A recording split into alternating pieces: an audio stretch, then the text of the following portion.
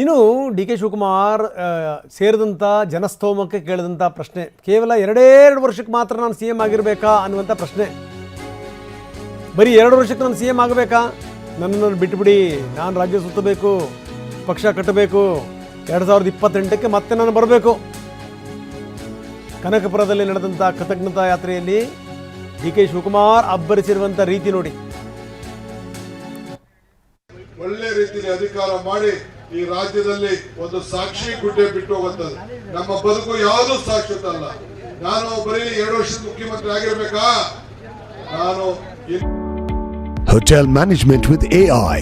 Join IIHM, International Institute of Hotel Management. ಮತ್ತೆ ನಿಮ್ಮ ಆಶೀರ್ವಾದದಿಂದ ಮತ್ತೆ 2028 ಗೆಲ್ಲಬೇಕು. ಅದಕ್ಕೆ ನಾವೆಲ್ಲ ಸೇರಿ ಒಗ್ಗಟ್ಟಾಗಿ ಕೆಲಸ ಮಾಡೋಣ. ನನ್ನ ಗುರಿ 2028 ನನ್ನ ಗುರಿ. 28ಕ್ಕೆ ನಾನು ಅಧಿಕಾರಕ್ಕೆ ಬರಬೇಕು. ನನ್ನ ನಾಯಕತ್ವದಲ್ಲಿ ಚುನಾವಣೆ ನಡೀತದೆ ಎಂದು ಕೂಡ ನನಗೆ ಅರಿವಿದೆ. ಇನ್ನು ಅಷ್ಟು ಮಾತ್ರ ಅಲ್ಲ, ಭರವಸೆಯ ಬುತ್ತಿಯನ್ನೇ ಬಿಚ್ಚಿಟ್ಟರು ಸಿ ಎಂ. ನಾನು ಬಡವರಿಗೆ ಸೈಟ್ ಕೊಡ್ತೀನಿ, ಮೆಡಿಕಲ್ ಕಾಲೇಜ್ ಕೊಡ್ತೀನಿ, ಕೈಗಾರಿಕೆಗಳಲ್ಲಿ ಅವಕಾಶ ಕೊಡ್ತೀನಿ ಅಂತ ವಿಪರೀತ ಭರವಸೆಗಳನ್ನೂ ಕೂಡ ಕೊಟ್ಟಿದ್ದಾರೆ ಡಿ ಕೆ ಶಿವಕುಮಾರ್. ರಾಮನಗರದಲ್ಲಿ ಮತ್ತು ಆರೋಳಿಲಿ ನಾನು ಹೇಳಿದ್ದೇನೆ, ಬಡವರಿಗೆ ಸೈಟ್ ಹಂಚೋದು, ಯಾರ್ಯಾರಿಗೆ ತಲೆ ಇದೆ ಆ ತಲೆ ಮೇಲೆ ಸೂರು ಇರಲೇಬೇಕು ಅನ್ನೋದು ಕೂಡ ನಾನು MLA ಗೆ ಹೇಳಿದ್ದೀನಿ. ಅದಕ್ಕೆಲ್ಲರೂ ಕೂಡ ಮಾರ್ಗದರ್ಶನ ಮಾಡ್ತೀನಿ.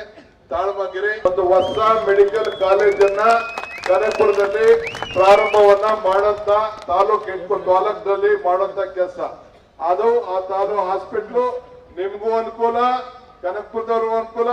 ಈಗಾಗಲೇ ಎಲ್ಲ ಅನೇಕ ಕೆರೆಗಳಿಗೆ ನೀರು ತುಂಬಿಸುವಂತ ಕೆಲಸವನ್ನ ನಾನು ಮಾಡಿಕೊಂಡು ಬಂದಿದ್ದೇನೆ. ಯಾರು ವ್ಯವಸಾಯನ ಬಿಡಕ್ ಹೋಗ್ಬೇಡಿ. ಸಿಲ್ಕು ಮಿಲ್ಕು ಇದು ದೊಡ್ಡ ಶಕ್ತಿ ನಮ್ಮ ತಾಲೂಕು.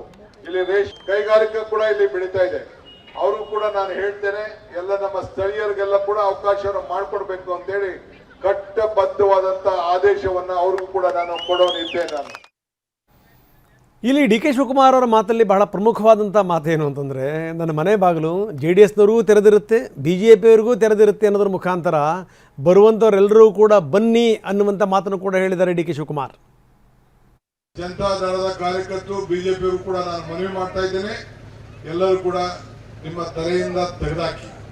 ಇನ್ನೊಬ್ಬ ಡಿ ಕೆ ಶಿವಕುಮಾರ್ ನಿಮ್ಮ ಜನತಾದಳ BJPಲಿ ಈ ಕನಕಪುರದಲ್ಲಿ ತಯಾರು ಮಾಡಕ್ ಸಾಧ್ಯನಾ? ಇದನ್ನ ಮನವರಿಕೆ ಮಾಡಬೇಕು. ಯಾರಿಗೆ ಒಪ್ತೇ ಹೋದ್ರು ನಿಮ್ಮ ಆತ್ಮಸಾಕ್ಷಿ ಒಪ್ಬೇಕು. ಈ ಡಿ ಕೆ ಶಿವಕುಮಾರ್ ಬರೀ ಕಾಂಗ್ರೆಸ್ ಮಾತ್ರ ಅಲ್ಲ, ನಿಮಗೂ ಕೂಡ ಈ ಡಿ ಕೆ ಶಿವಕುಮಾರ್ ಇದ್ದಾನೆ. ನನ್ನ ಮನೆ ಬಾಗಿಲು ನಿಮ್ಗೂ ಕೂಡ ತೆರೆದಿದೆ.